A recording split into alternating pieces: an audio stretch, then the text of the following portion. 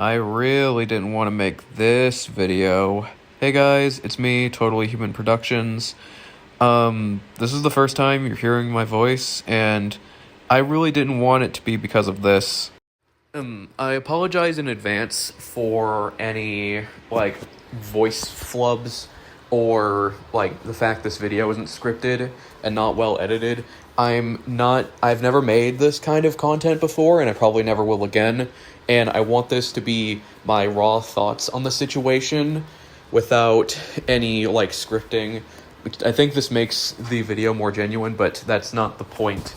The reason I'm making this video is because there's a situation going on that is very personal to me, although I'm not involved, that has made me want to put my input in because I feel like a lot of people in the Dragon Ball community won't have the perspective I do, because a lot of people will try and make something out of this that it's not, but and try and say something and do something and be just kind of assholes about it.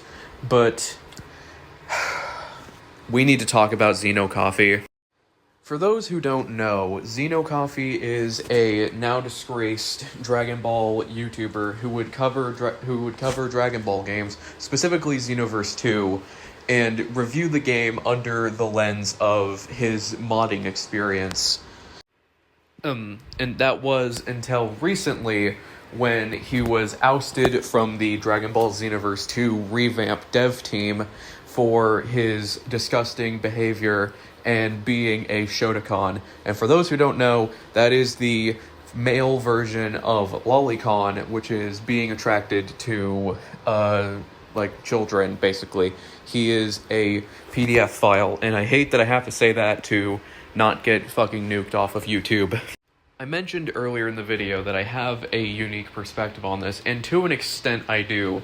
Not only was I an avid fan of his content, enjoying his takes on Xenoverse and other stuff involving Dragon Ball, but also the fact that he was one of the only openly queer Dragon Ball YouTubers, which is something that I appreciate as a fellow queer person. For context, I am a bisexual trans woman, and I always appreciate seeing these people in this space. Which is why it's so heartbreaking that he was outed as a terrible person. I have the screenshot on screen now. You can read it for yourself. I'm not gonna grate your ears by reading it. It's bad enough the fact that it was typed out by a human being. This is disgusting.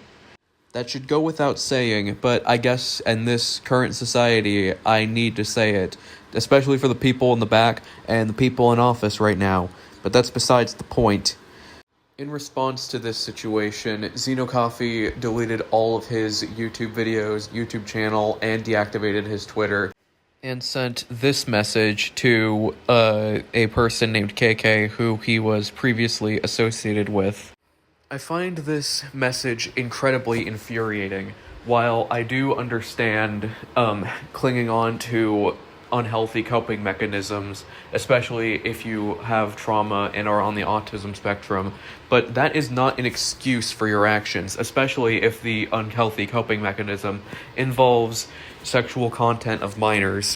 Coffee, if you're watching this, which in all honesty you're probably not, go to therapy, go to a psych ward even if you have to, get these issues sorted out, because this is not a way to live. The only positives I can see from this situation is the fact that, one, he is feeling guilt, although I have no idea how honest he's being, given how people like this use guilt, use fake guilt in order to manipulate people, and two, that he hasn't groomed anyone, or performed these actions on any real people, to my knowledge, but I'm hoping and praying to whatever God is out there that he hasn't. Now on to the secondary reason why I'm making this video. Yes, Xeno Coffee is a terrible person and deserves what has happened to him. However, I have seen people in this space, specifically people who are early drama content creators, hopping on this bandwagon and conflating the fact that he is gay with being a pedo. I'm not, you know what, fuck the algorithm, I'm just gonna say it. And this too is fucking disgusting. I and many people in the LGBT community do not claim Xeno Coffee as one of our own. He is not one of us. In the same way that many other gay people who turned out to be terrible people, like Jeffrey Dahmer and Lily Orchard, are not one of us. We do not claim them. I have already seen that the Super Itachi has made a video on this situation, which, fun fact, also known pedophile and homophobe and racist and pretty much every other label under the sun. You can go watch Squad Sane Slater's video on the situation for a refresher. That is the reason why I have made this video when I'm making this video, because I have seen this behavior and I need to stop it in its tracks before it gets out of control. Now, I know there'll be people in the comment section of this video saying that I'm defending coffee with this point, but before you do that, let me assure you that I am not. The reason that I'm taking this stance is because this type of behavior and rhetoric hurt my people, the LGBT community, and make us look worse, which leads to us being mistreated worse. And before you say in the comments that you aren't going to do this, I assume you won't. But there are people in this world who will, because for whatever reason, we can't hate a bad person without hating their ethnicity or sexuality or anything, because we can't hate people without also being bigoted.